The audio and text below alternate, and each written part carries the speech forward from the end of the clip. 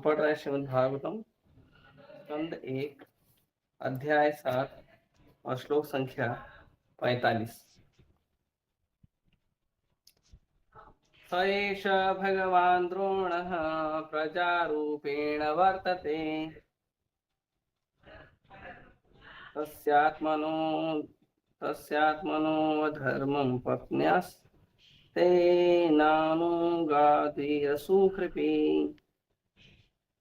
स एष भगवान् द्रोणः प्रजारूपेण वर्तते तस्यात्मधर्मं पत्नी आस्ते न अनुगाद्वीरसुकृपी। स एष भगवान् द्रोण सुकृपी। और कोई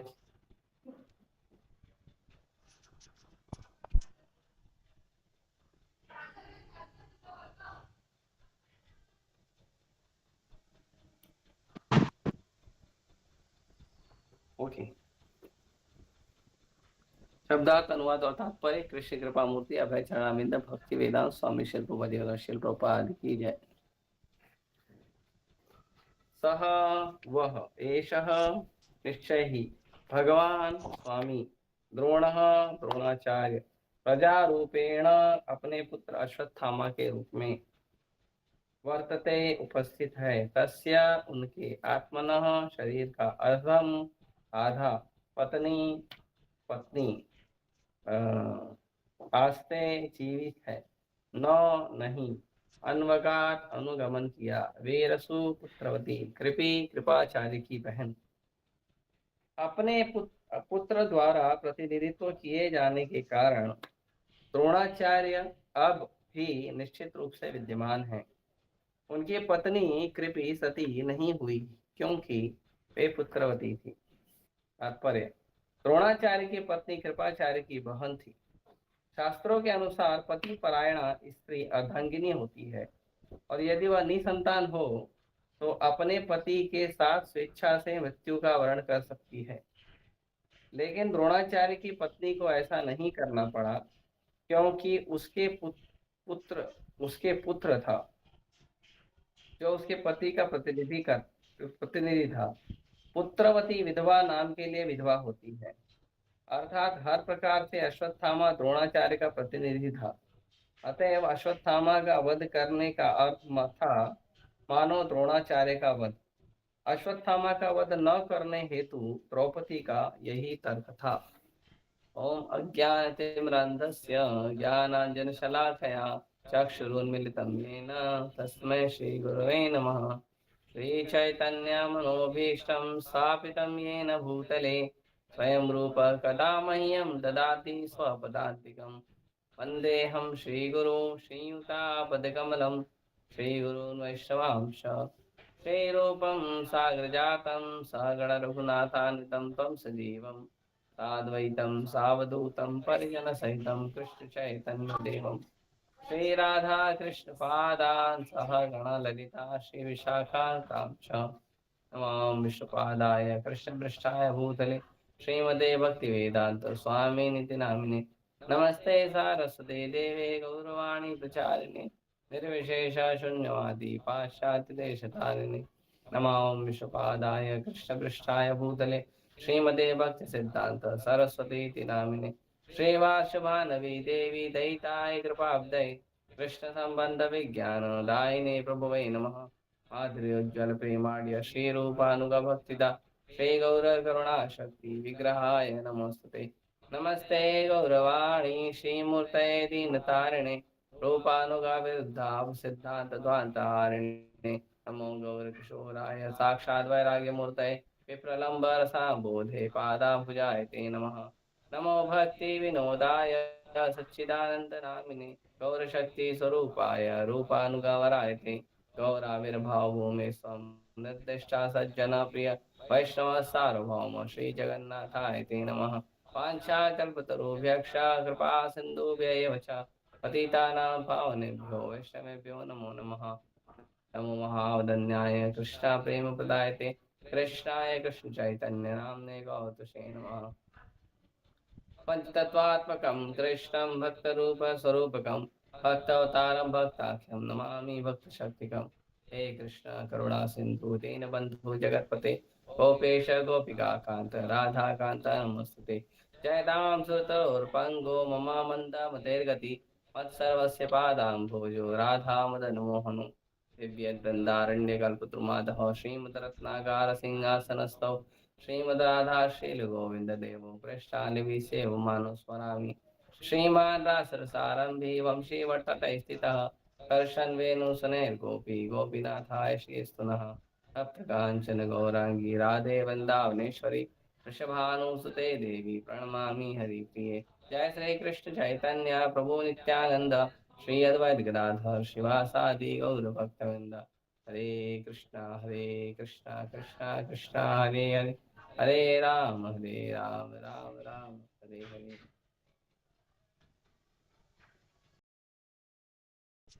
जिससे हमने कोई शिक्षा प्राप्त की है, किसी भी प्रकार की शिक्षा अगर हम किसी से कुछ सीखते हैं तो हमें उसका ऋणी होना चाहिए।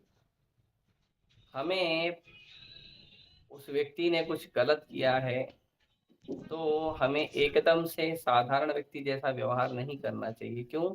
क्योंकि उस व्यक्ति ने हमें कुछ दिया है, उस व्यक्ति से हमें कुछ प्राप्त हुआ है। और स्पेशली अगर कोई आध्यात्मिक गुरु है तो आध्यात्मिक गुरु के प्रति तो कभी द्वेष नहीं होना चाहिए, भले गुरु ने या गुरु के परिवार के व्यक्ति ने कभी कुछ गलत किया।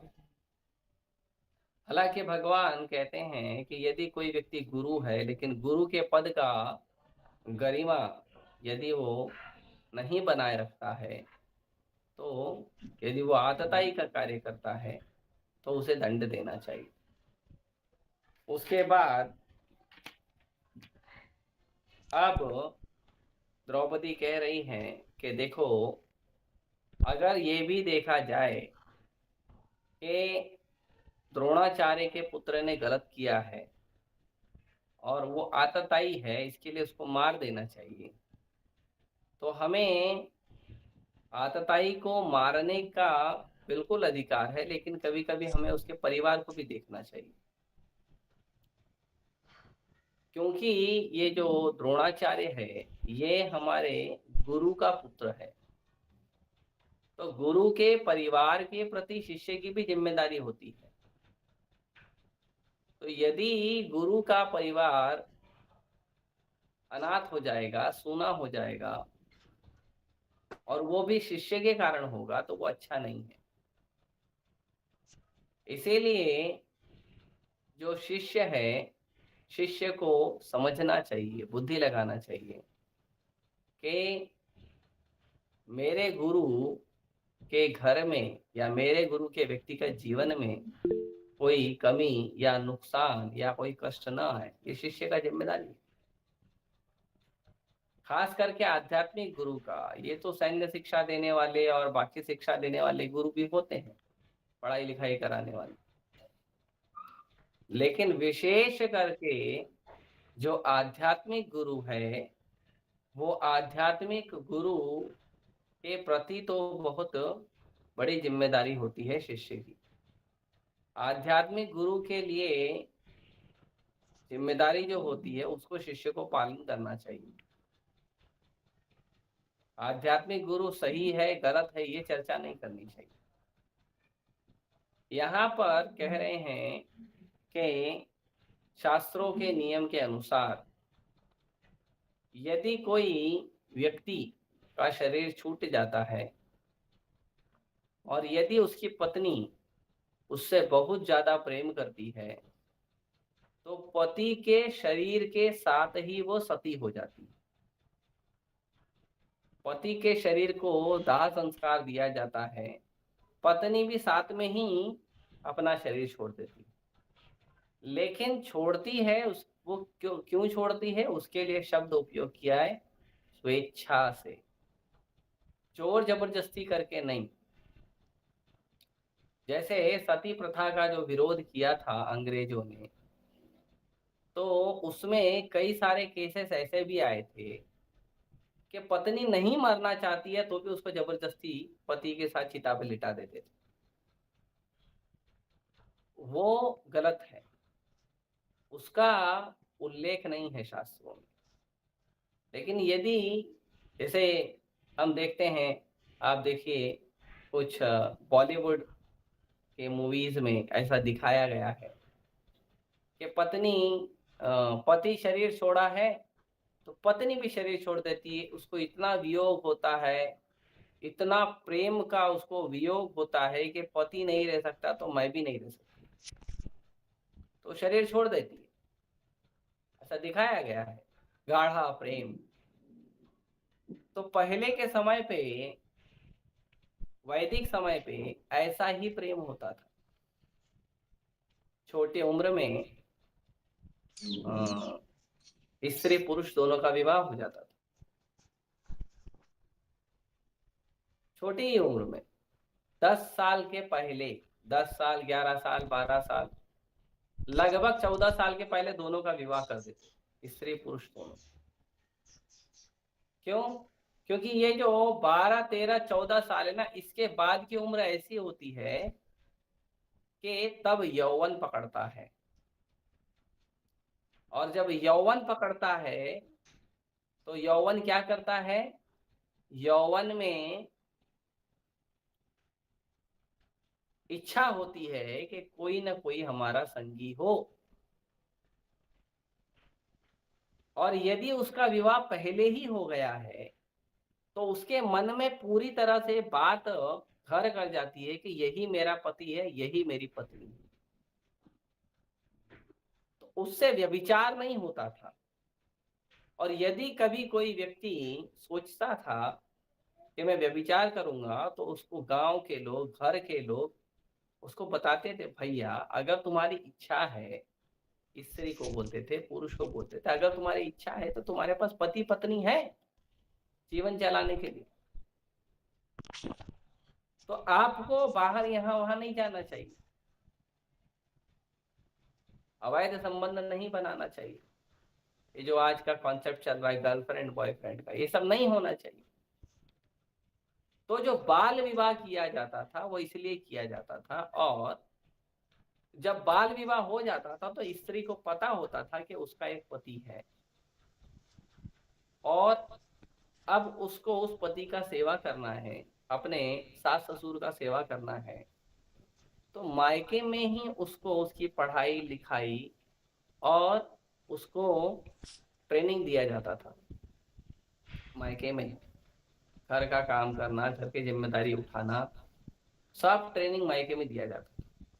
तो स्त्री का गोल फिक्स होता था कि भाई मुझे सेवा करनी है जाके, तो पूरे मन से लगन से सब सीखती थी। अपने पति का रुचि अरुचि, अपने ससुराल का रुचि अरुचि, उनका व्यवहार उसके अनुकूल वो अपने आप ढल जाते। और उसके बाद जब विदाई होती थी, तो विदाई होती थी जब स्त्री स्त्री बन जाती थी, जब वो युवती बन जाती थी तब उसकी विदाई। तो ये सिस्टम था। और उससे क्या होता था, बचपन से ही हमारे पास कोई व्यक्ति है जिससे हम विवाह करेंगे, माता पिता ने योग्य देखकर विवाह किया है, बचपन से ही उसके कारण क्या होता था, उसके कारण बिल्कुल भी जो मन है वो यहाँ वहां नहीं भटकता था, जैसे आजकल भटकता है। एक लड़का है, उसकी 4-5 गर्लफ्रेंड है, एक लड़की है, उसके 4-5 बॉयफ्रेंड है। और ये दुख की बात तो देखी जाती है कि कभी कभी पूछा जाता है कि भैया तुम एक ही हो तो एक से विवाह करो, एक से बातचीत करो, 4 से 6 से क्यों करते हो? तो कुछ कहते हैं हमको मेंटेनेंस चाहिए, या हमारी इच्छाएं जाती। तो ये दुर्व्यवहार इसलिए शुरू हुआ है समाज में, आजकल समाज में इसका ज्यादा प्रचलन हो रहा है। उसका कारण है, आजकल के समाज में प्रचलन होने का जो कारण है, वो कारण है कि बाल विवाह बंद हो गया है। बाल विवाह से एक स्त्री एक पुरुष के प्रति समर्पित होती थी, एक पुरुष एक स्त्री के प्रति समर्पित होता था, और जीवन भर उसके साथ सेवा करने का भाव रहता था। तो युवक युवती होने के बाद स्कूल में जाके अपना अलग ढूंढना, कॉलेज में जाके अलग ढूंढना, और फिर ये होना कि ठीक है, जब तक विवाह नहीं हुआ है तब तक तो हम बातचीत करेंगे, संबंध रखेंगे, जब विवाह हो जाएगा तो अलग हो जाएंगे। फिर एक जगह जो है वो उसकी ग्रंथि फंस जाती है, फिर विवाह करके माँ बाप दूसरी जगह ग्रंथि फंसा देते हैं, फिर लड़का लड़की कंफ्यूज हो जाते हैं, प्रेम यहाँ पे करते हैं, माँ बाप ने विवाह यहाँ पे किया, जाए तो जाएगा। इसका सिंपल सॉल्यूशन था, जल्दी विवाह कर दीजिए। जल्दी विवाह करने से क्या होगा, उसको पता है ये मेरा पति है, ये मेरी पत्नी है, पूरा जीवन उसी के साथ बिताना। तो बाल विवाह जो है वो सही चीज थी। बाद में कलयुग के प्रभाव के कारण स्त्री का खर्चा नहीं उठाना है, अपनी पुत्री का खर्चा नहीं उठाना है, इस कलमश भाव की वजह से लोग क्या करते थे, स्त्री का विवाह भी जल्दी कर देते थे, उसका विदाई भी जल्दी कर देते थे। ऐसा नहीं होता, ऐसा नहीं होता। तो और विदाई होने के बाद भी जब वो अपने ससुराल में जाती थी तो भी उसको, क्योंकि छोटी सी लड़की है, तो बेटी की तरह रखते थे उसको। बहू है तो उससे पूरा घर का काम कराओ, ये सब कराओ, द्वेष निकालो, ये सब नहीं करते थे। और पहले के लोगों के हृदय में प्रेम संबंध ज्यादा होता था, प्रेम भाव ज्यादा होता था। कोई सास बहू का सीरियल देखता नहीं था, जिसमें सिखाया जाता है कि सास को बहू से द्वेष करना ही चाहिए, ये सास का धर्म है।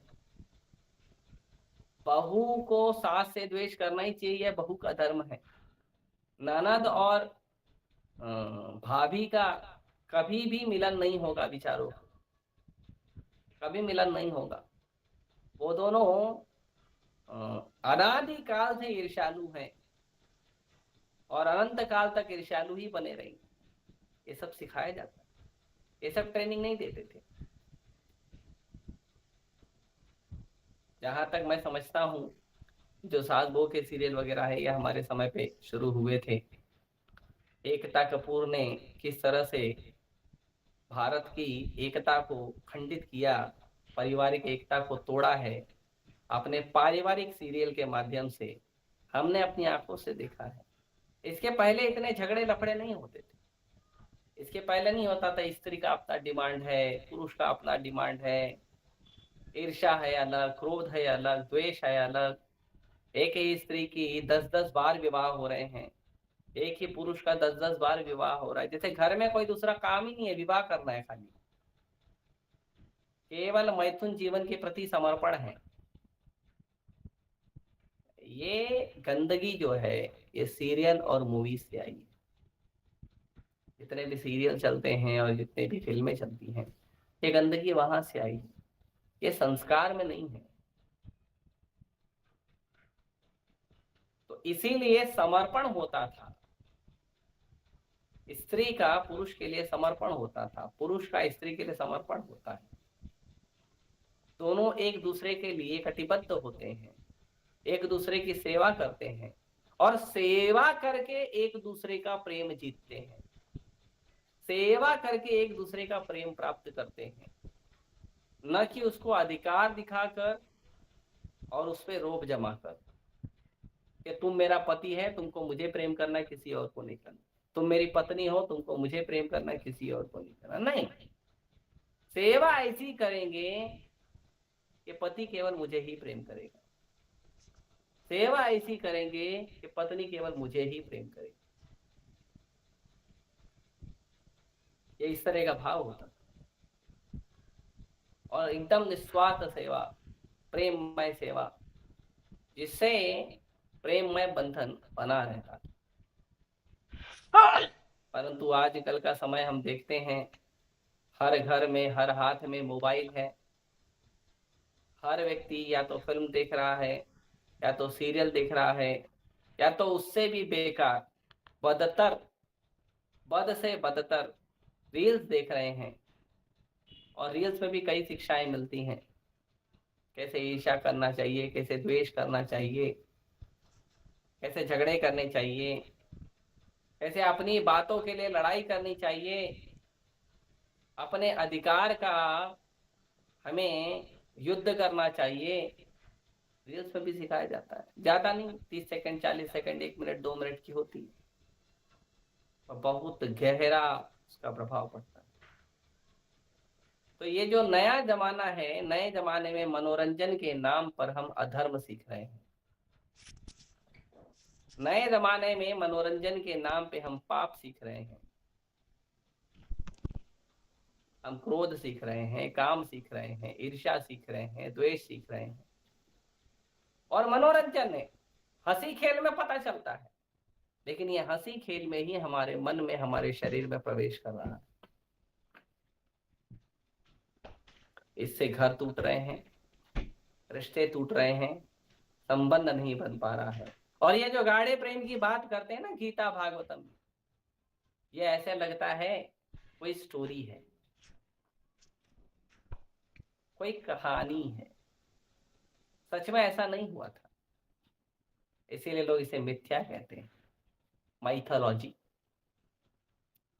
तो इसीलिए हमें ये चीज को समझना चाहिए कि हमें ज्ञान लेना, व्यवहार लेना, संस्कार लेना गुरु से, साधु से, शास्त्रों से लेना चाहिए, ना कि सीरियल से, टीवी से, फिल्मों से, रील्स से, सोशल मीडिया से, उससे नहीं लेना चाहिए। हमें व्यक्ति के जीवन से प्रेरणा नहीं लेनी चाहिए, हमें महान व्यक्ति और भगवान या भगवान के भक्तों से प्रेरणा लेनी चाहिए। हम हमारे जीवन में प्रेरणा कहाँ से ले रहे हैं, वो निर्धारित करता है कि हमारा जीवन कैसा चलेगा। यदि हम लोग हमारे जीवन में प्रेरणा ले रहे हैं संसार के निकृष्ट लोगों के लिए से, जो पैसा कमाने के लिए अधर्म का रास्ता ले रहे हैं, यदि हम ऐसे लोगों का अनुगमन कर रहे हैं जो कुछ पैसों के लिए, कुछ व्यवहार के लिए समाज में अधर्म को बढ़ा रहे हैं, अनर्थों को बढ़ा रहे हैं, और ऐसे लोगों को हमने आदर्श बनाया है, तो हमारा जीवन नारकीय ही रहेगा।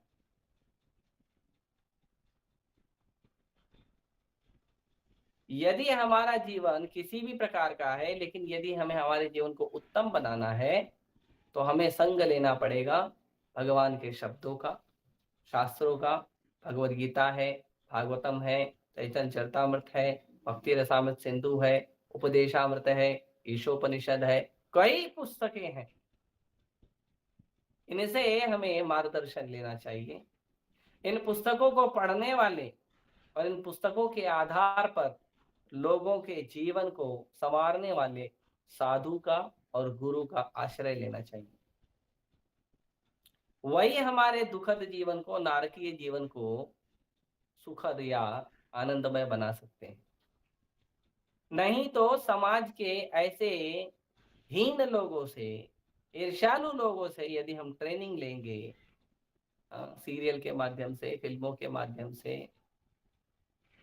रील्स के माध्यम से, सोशल मीडिया के माध्यम से, वीडियोस के माध्यम से, तो हम हमारे जीवन को खराब कर रहे हैं। एक कोई न्यूज वायरल हो जाती है, उस न्यूज के ऊपर लोग ना जाने कितने रील्स बनाते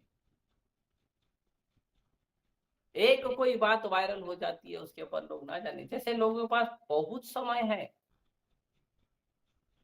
और एक 10 सेकेंड, 15 सेकेंड, 1 मिनट का जब कोई रील बनाता है, उस पर घंटों मेहनत लगती है।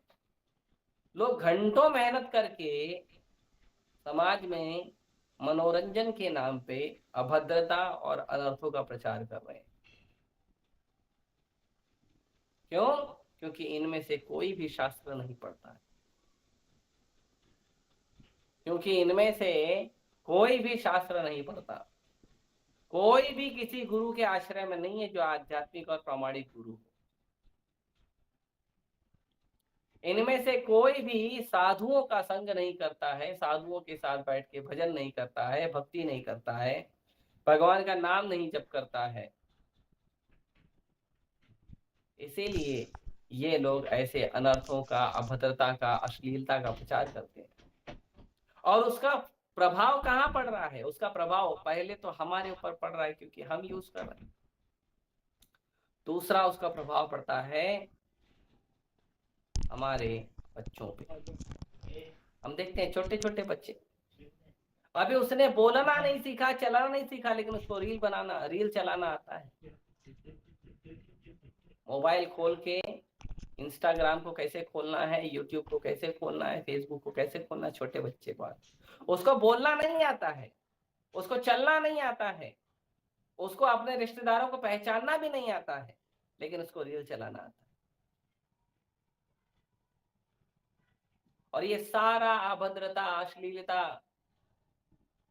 अनर्थ सारा छोटे बच्चे को उसके स्कूल के, उसकी पढ़ाई के ABCD क ख ग के पहले ही डाउनलोड हो जाता है।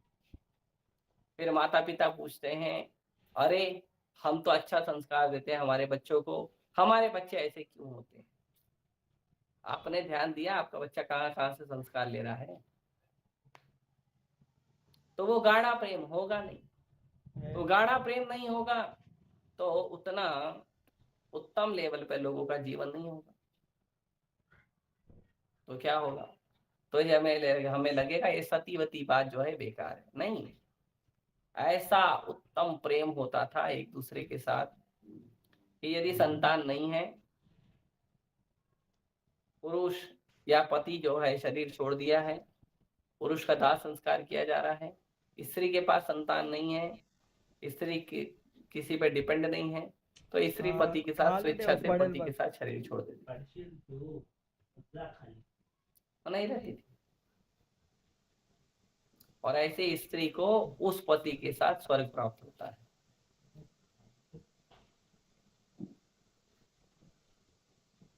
तो ये चीजें द्रौपदी माता देख रही हैं। द्रौपदी माता कह रही हैं, देखो अश्वत्थामा जीवित है, इसीलिए जो कृपाचार्य की बहन है कृपि, द्रोणाचार्य की पत्नी, अश्वत्थामा की माँ, उसने, वो सती नहीं हुई है, वो जीवित है। क्यों? क्योंकि द्रोणाचार्य है। तो द्रोणाचार्य उनका देख रेख करने के लिए है। तो इसीलिए हमें द्रोणाचार्य, अश्वत्थामा देख रेख करने के लिए है, इसीलिए हमें अश्वत्थामा को नहीं मारना चाहिए। द्रोणाचार्य तो, उनका तो शरीर छूट गया है, उनका तो वध हो गया है। अश्वत्थामा को हमें नहीं मारना चाहिए, क्योंकि द्रोणाचार्य के बाद अब कृपि को ध्यान देने के लिए, द्रोणाचार्य की पत्नी को ध्यान देने के लिए कौन है? द्रोणाचार्य की पत्नी को ध्यान देने के लिए उनका बेटा अश्वत्थामा है। तो जब बेटा है तो बेटा, अगर बेटा होता है, पुत्र होता है, तो जो माँ होती है वो विधवा होकर भी विधवा नहीं कहलाती। क्यों? क्योंकि वो अपने पुत्र के आश्रय में होती है। स्त्रियां जब छोटी होती हैं तो अपने पिता के आश्रय में रहना चाहिए, जब वो युवती होती है तो अपने पति के आश्रय में रहना चाहिए, और जब वो बूढ़ी हो जाती है तो अपनी संतान के आश्रय में रहती है। स्त्री कभी अकेले नहीं रहती, क्योंकि स्त्री जो है वो समाज का बहुमूल्य रत्न है, और जो समाज का बहुमूल्य रत्न होता है उसे विशेष सुरक्षा होनी चाहिए, तो उसके पास आश्रय होना चाहिए। तो पिता या पति या पुत्र, इन तीनों में से किसी एक के आश्रय में स्त्री रहती है, और उनके सुरक्षा में स्त्री का जीवन चलता है। आजकल के इंडिपेंडेंट स्त्री की तरह नहीं, स्वतंत्र स्त्री की तरह नहीं, कहीं भी स्वेच्छाचारिणी बन के घूमते रहेंगे। हम जॉब पर जा रहे हैं, हम ऑफिस जा रहे हैं, हम ट्रेन में जा रहे हैं, हम बस में जा रहे हैं, अकेले घूम रहे हैं, यहाँ वहां दो चार सहेलियां मिल गई, अकेले घूम रही, क्या कर रही है जाके किसी को पता नहीं। बाद में न्यूज आता है उसने उसके साथ विवाह कर लिया, उसका उसके साथ चक्कर चल रहा है, उसका कहीं मर्डर हो गया है, उसका कहीं रेप हो गया है। तो हमें आश्रय में रहना चाहिए। हम ये नहीं कह रहे हैं कि स्त्रियों को स्वतंत्र नहीं रहना चाहिए, लेकिन स्वतंत्रता आती है शरणागति से। स्वतंत्रता कभी भी स्वतंत्रता जो है वो आश्रय के बिना नहीं होती है। जब तक मेरे पास आश्रय नहीं है तब तक मैं स्वतंत्र नहीं हूं।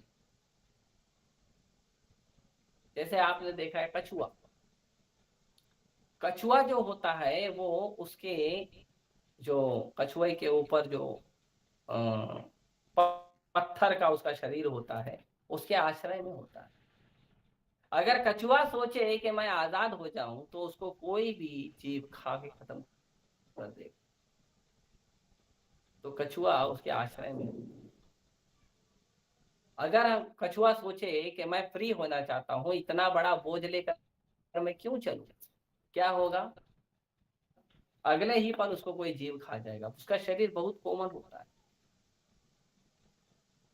इसीलिए आश्रय जो है वो हमारी सुरक्षा होती है। आश्रय जो है वो हमारा संस्कार होता है।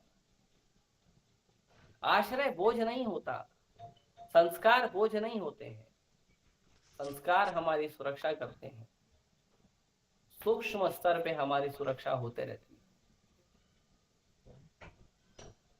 कोई भी आप देखिए, साधारण से कोई स्त्री है, अगर कोई स्त्री अविवाहित है उसके माथे पे सिंदूर नहीं, बहुत लोग देखते हैं उसको। और कोई स्त्री विवाहित है, माथे पे सिंदूर है, गले में मंगलसूत्र है, उसको बहुत कम लोग देखते हैं। जिनके मन में केवल विचार अश्लीलता है वही लोग ज्यादा उनको देखते हैं, लेकिन साधारण लोग नहीं देखेंगे। तो ये सुरक्षा बन जाता है। हाथ में छोटा बच्चा है, तो जब हाथ में छोटा बच्चा होता है तो स्त्री को माँ की नजर से देखा जाता है। वो छोटा सा बच्चा कुछ नहीं कर सकता, कोई लड़ाई नहीं कर सकता है अपनी माँ के लिए, लेकिन केवल हाथ में छोटा सा बच्चा होने के कारण स्त्री की सुरक्षा होती है।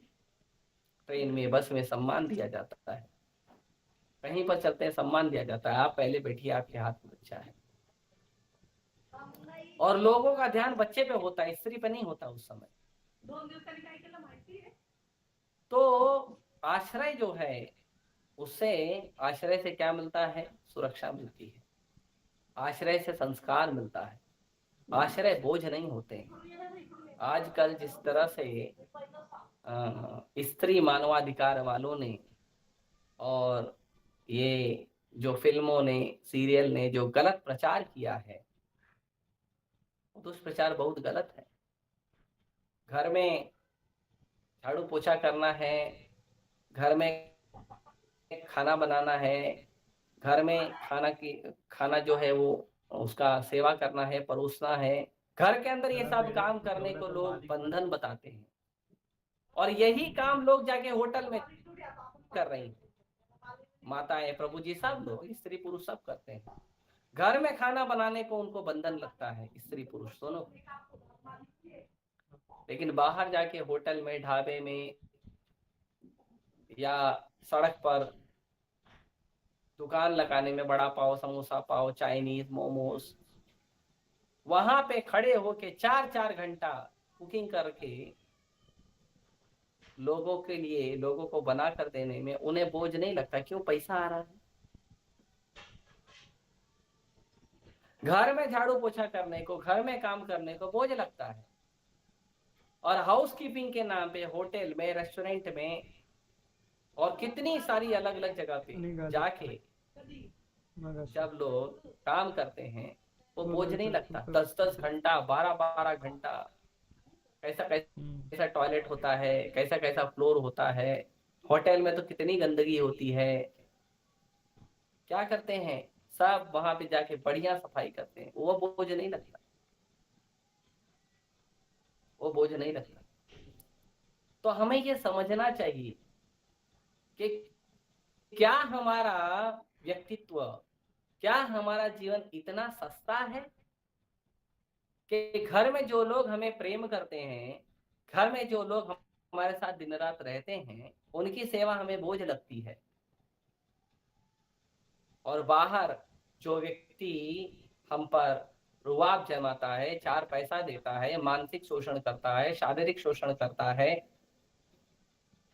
और कुछ पैसे देता है, इसीलिए वही घर का काम जो हमें बोझ लग रहा है, वही घर का काम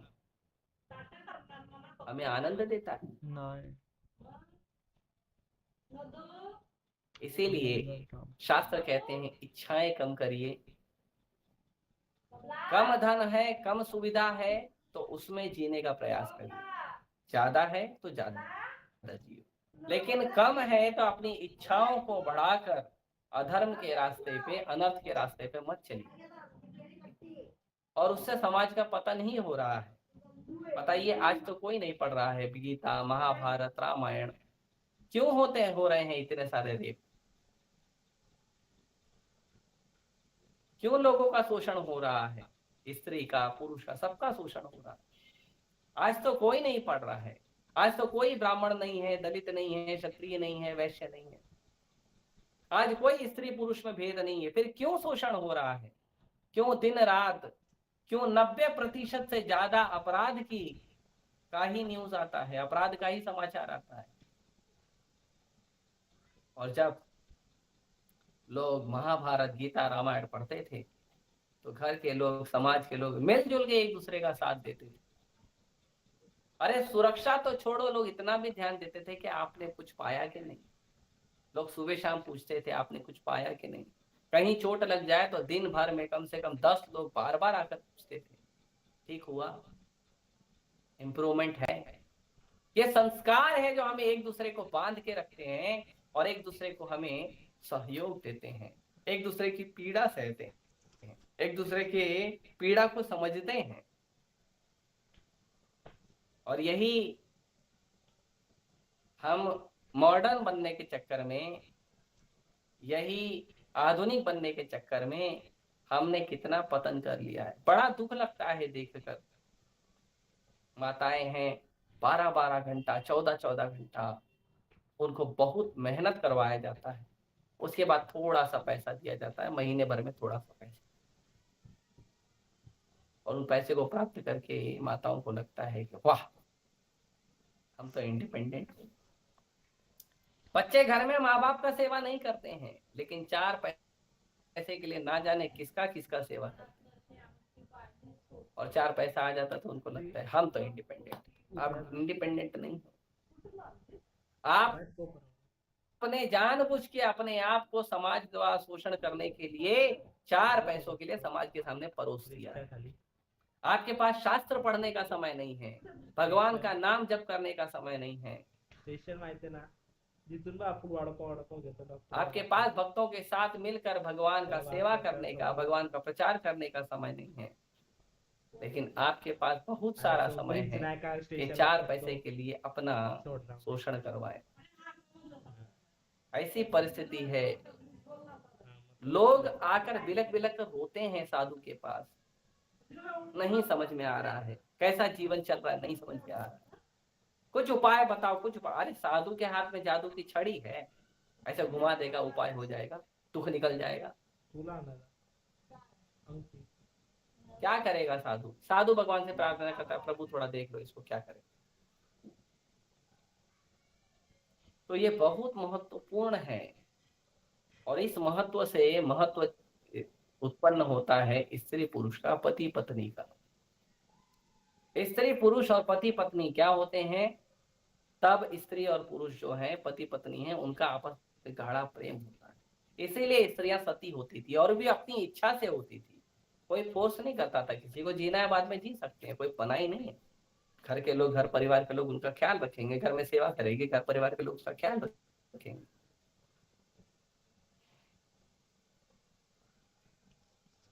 तो ये संस्कार होते थे। तो यहाँ पे द्रौपदी माता कह रही है कि अश्वत्थामा का वध मत करिए।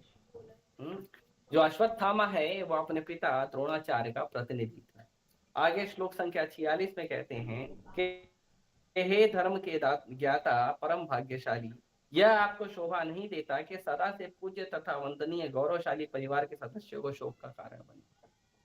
तो जो धार्मिक लोग होते हैं उन्हें ये समझना चाहिए कि किसी वंदनीय पूजनीय व्यक्ति के जीवन में शोक न लाए, या अगर उसके जीवन में शोक होगा भाग्य के कारण, तो भी मैं उसका कारण न बनूं, कोई और बने भले, मैं न बनूं। तो द्रोणाचार्य जी पूजनीय थे, वंदनीय थे, उनका गौरवशाली परिवार था, तो माता द्रौपदी कहती है कि उनका वध मत करिए। आगे कह रही हैं 47 नंबर श्लोक में माता द्रौपदी, हे स्वामी, द्रोणाचार्य की पत्नी को मेरे समान मत रुलाओ। मैं अपने पुत्रों की मृत्यु के लिए संतप्त हूँ, कहीं उसे भी मेरे समान निरंतर रोना न पड़े। अब माता द्रौपदी एक स्त्री है और दूसरी स्त्री का भाव समझ रही है कि मैं एक माँ हूँ और मेरे पुत्रों का वध हो गया अश्वत्थामा द्वारा। मैं नहीं चाहती कि हमारे गुरु की जो पत्नी है वो भी रोए। जैसे मैं रो रही हूँ वैसे वो अपने पुत्रों के लिए लगातार ना रोए, वो भी तो दुखी होगी। तो इसीलिए माता द्रौपदी मना कर रही है। आगे कह रही है 48 में, यदि इंद्रिय तृप्ति में निरंकुश बनकर राजकुल ब्राह्मण के कुल को अपमानित और कुपित करता है, तो वह क्रोध की अग्नि समस्त राजकुल को जला देती है और सबको दुख देती है। यदि निरंकुश, निरंकुश मतलब अंकुश मतलब कंट्रोल, यदि शास्त्रों के द्वारा, संस्कारों के द्वारा, धर्म के द्वारा हमारा कंट्रोल ना हो और कंट्रोल से बाहर जाके प्रतिशोध की अग्नि में यदि हम ब्राह्मण के कुल को, ब्राह्मण के घर को, भक्तों को कष्ट देने का भाव रखते हैं, तो उसका परिणाम होता है कि उनके उनसे जो क्रोध की अग्नि है वो हमारे पूरे कुल को समाप्त कर देती है। इसीलिए जो भगवान के भक्त होते हैं, ब्राह्मण होते हैं, साधु होते हैं, उन्हें जानबूझ के कष्ट नहीं देना चाहिए। अनजाने में भी 5 लोगों को दंड देने का अधिकार किसी को नहीं। एक है स्त्री, एक है ब्राह्मण, एक है छोटा बच्चा, एक है वृद्ध पुरुष और एक है गाय। इनको कभी नहीं मारना चाहिए, कभी दुख नहीं देना चाहिए। ये 5 लोगों की सुरक्षा होनी चाहिए। और अगर इन्हें कोई व्यक्ति केवल अपने काम, क्रोध, लोभ, मद, मत्सर, ईर्ष्या, द्वेष के कारण यदि कोई व्यक्ति इन्हें कष्ट देता है, तो वो व्यक्ति का जीवन भी बाद में खराब होता है। इसीलिए बहुत सोच समझ के, बहुत सावधान होकर हमें जीवन जीना चाहिए। हमें अपने मर्जी से, अपने अनर्थों के वश में होकर हमें कोई भी कदम गलत नहीं उठाना चाहिए। तो इसका हमें ध्यान रखना चाहिए। तो अब जो है सूत गोस्वामी जो हैं वो आगे बता रहे हैं कि अब ये सब द्रौपदी माता ने बोलना बंद किया। अब द्रौपदी माता के बोलने के बंद होने के बाद अब बोलेंगे युधिष्ठिर महाराज, भीम बताएंगे, भगवान बताएंगे, अर्जुन कंफ्यूज हो जाएगा और फिर वापस से अर्जुन की धर्म परीक्षा होगी। लेकिन अब अर्जुन भगवान से गीता का ज्ञान प्राप्त किया है, तो अब अर्जुन उसके अनुकूल कार्य करेगा, धर्म के अनुकूल कार्य करेगा। तो ये हम देखेंगे आने वाले प्रवचन में। ठीक है, मैं यही रोकता हूँ। किसी का कोई प्रश्न है, विचार है तो पूछ सकते हैं। हरे कृष्णा।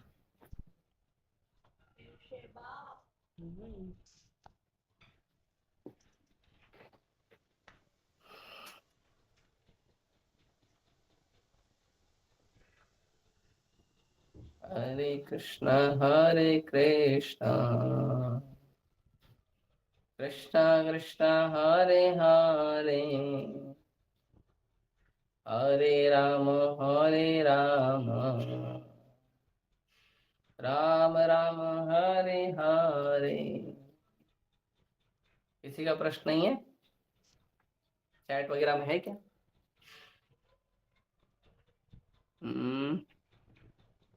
ठीक है, आप सभी का बहुत बहुत धन्यवाद।